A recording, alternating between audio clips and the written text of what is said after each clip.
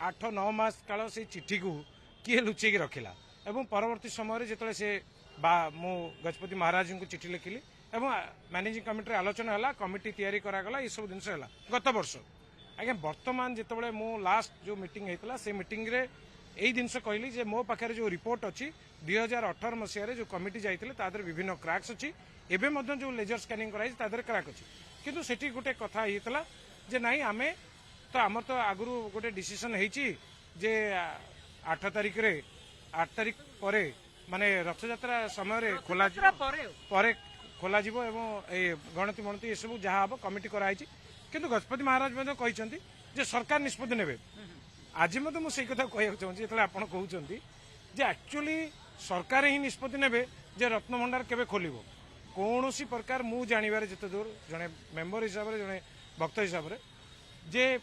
रत्नभंडार केवल सरकार देखो सरकार ही गठन करथिले हाई लेवल इन्वेंटरी कमिटी एटा अन्य के गठन करनथिले जो सरकार हो से समय सरकार ही गठन करथिले तो अरजित प्रसाद को मध्य पावर दिया जायछि जे सी ही निष्पत्ति नेबे एवं तांको 12 जणिया टीम मध्य निष्पत्ति नब जदि सी आसुचंती जोटा हस्तगत होईछि 5 तारिख दिन बैठक हबो कारण 2 थर बैठक पूर्व शेष हो सारानी एटा तृतीय बैठक हबो एवं 8 तारिख रु 27 तारिख रे जो सारणीटी आसीछि एवं से सारणी अनुसार जो चिंता गोटे परसेप्शन करा जाउछि तेणु ताकू नहीं कि चिंता करा जाउछि नहीं नहीं देखो लास्ट मीटिंग रे मु ये भी गोटे कथा कही जे कौन पाई सुपरिटेंडेंट ऑफ पुलिस जे एसपी सार अच्छी सी आम मैनेजिंग कमिटी मेंबर तो जदि गणति मणति करा जिवो ता देरे सुपरिटेंडेंट ऑफ पुलिस केमती रहिबे नाही आज मैनेजिंग कमिटी मेंबर तो एवं ता सहित मु कहितली पब्लिक साइट रू किए रहउचंती एवं से आलोचना मध्य ये हेतला जे अशोक महापात्र सार को जे कि मुक्तिमंडपर भाइस प्रेसिडेंट अच्छा आम वरिष्ठ सदस्य अच्छा रखा जाऊ बोलिया एवं सेटा सेठी डिसीजन हेतला 5 तारिख रे जो गोटे आसुची मीटिंग हबो एवं मीटिंग रे निष्पत्ति नेबे राज्य सरकार ही शेष निष्पत्ति नेबे सुनतु मु जहाँ ऑनरेबल सीएम एवं ऑनरेबल मिनिस्टर सहित जाई देखा हेतिली कथा हेतिली मोर पूरा विश्वास सरकार ही निष्पत्ति नेबे यथाशीघ्र नेबे इमिति आउ हबो नाही जे आर थरक जेमती हैला चाबी मिललानी ए मिललानी बोलिका सरकार भाभी चिंतिकी या ऊपर गोटे स्ट्रांग डिसीजन नेबे एवं माननीय मुख्यमंत्री एवं लॉ मिनिस्टर से विषय स्पष्ट भाव बारंबार कहते किंतु ये जो शुणा मिलूँ दिन खोला होमती मुझे विश्वास करनी क्या एंड ऑफ द डे आमर लास्ट जहाँ भी आलोचना होता गत वर्ष भी सरकार ही निष्पत्ति नेबे जे केबे खोला जिवो कौन करा जिवो तेणुक सरकार पाखे बर्तमान सरकार निष्पत्ति नेबे किंतु ए विषय आम ऑफिशियली किसी जानिनु जे 8 तारिख दिन खोला जिवो कि कौन करा जिवो एटा आलोचना होता किंतु आलोचनार end of the day government in decision हम तो बर्तमान जेहेतु सरकार तरफ किसी स्पष्टीकरण आसीनी आमे ता ऊपर कहवाटा जमा ठीक हेनी जे 8 तारिख खोला आज्ञा देखो गोटे सबुठ बड़ ये प्रश्न मुझे कि लास्ट टाइम भी कही जे जितेबाला महाप्रभु को रत्नवेदी पाखे पत्थर खसला से महाप्रभु को 6 मास पर्यंत आगू आणिक रिपेयर कराइला जदि रत्नभंडार रिपेयरिंग आवश्यक अच्छी मणति गणतिर टाइम लगे ये सबुरे सरकार निश्चित भाव में चिंता करेंगे एवं डिसीजन नेबे कौन प्रकार समय किसी असुविधा हम ना देखो से दिन जो 19/6/2024 रे जो बैठक से बैठक रे आपण दाबी उपस्थापन करथिले से बैठक रे कौन आलोचना करा जायतिला से रथयात्रा परे मे भी सुपरिटेंडेंट ऑफ आर्कोलॉजिस्ट जेहेतु रथ 7 तारिख रही से 8 तारिख कहीदेले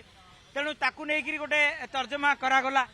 किंतु रथयात्रा परे खोला जीव तो ए आशा रखुचंती नहीं नहीं नहीं खोला जीव तो निश्चिंत क्या मोर सरकार पूरा विश्वास मु लास्ट फ्यू डेज है मुझे निजे सीएम को सहित देखा कथा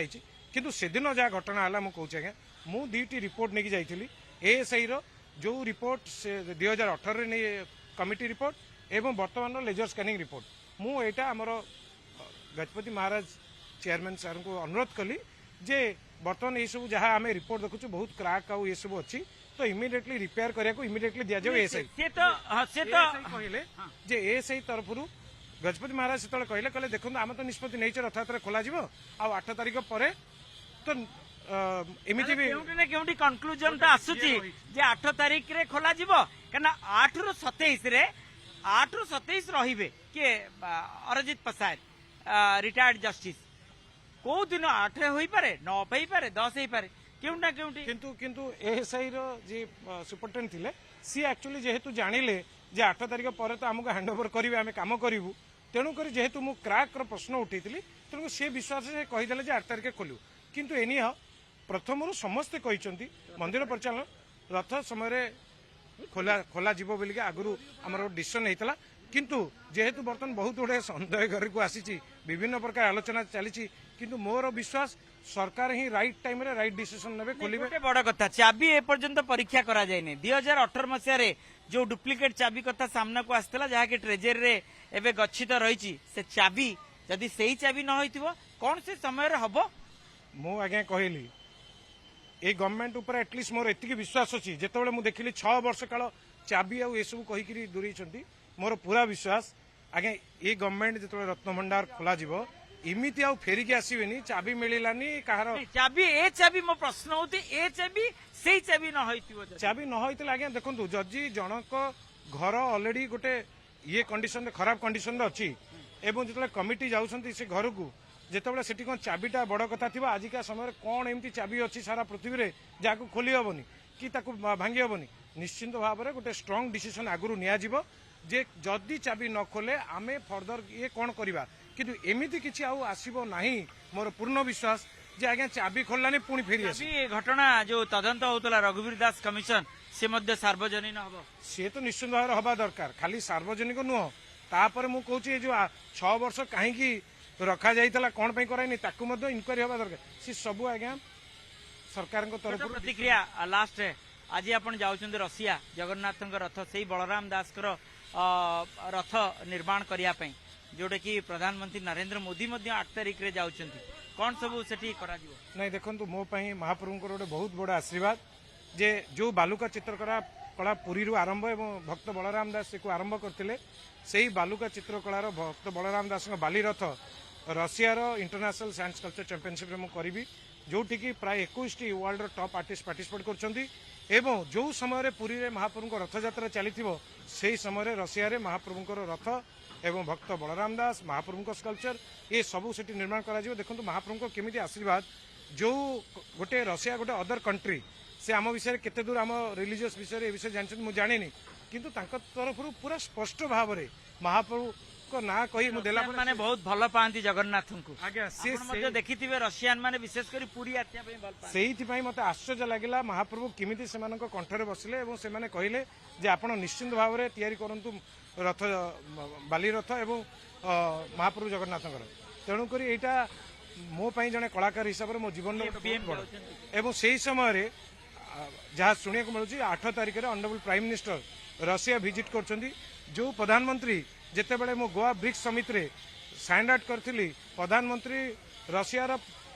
ପ୍ରେସିଡେଣ୍ଟ ଭ୍ଲାଦିମିର ପୁଟିନକୁ ଡାକିକି ଆଣିକି ମୋର ବାଲୁକା ଚିତ୍ରକଳା ଦେଖେଇଥିଲେ ଏବଂ କହିଥିଲେ ଯେ ଏହା ପୁରୀ ଓ ଓଡ଼ିଶାରେ ସୁଦର୍ଶନ ପଟ୍ଟନାୟକ କରୁଛନ୍ତି। ଦେଖନ୍ତୁ ମହାପ୍ରଭୁଙ୍କର କେମିତି ଆଶୀର୍ବାଦ, ମୁଁ ତେଣୁକରି ସେହି ଆଶୀର୍ବାଦ ଭିକ୍ଷା କରିବା ପାଇଁ ମୁଁ ଆଜି ପୁଣି ଆସିଥିଲି ମହାପ୍ରଭୁଙ୍କୁ ଦର୍ଶନ କରିବା ପାଇଁ। ଏବଂ ମୁଁ ଆଶା କରୁଛି ଯେ ମହାପ୍ରଭୁଙ୍କର ଏହି କାମ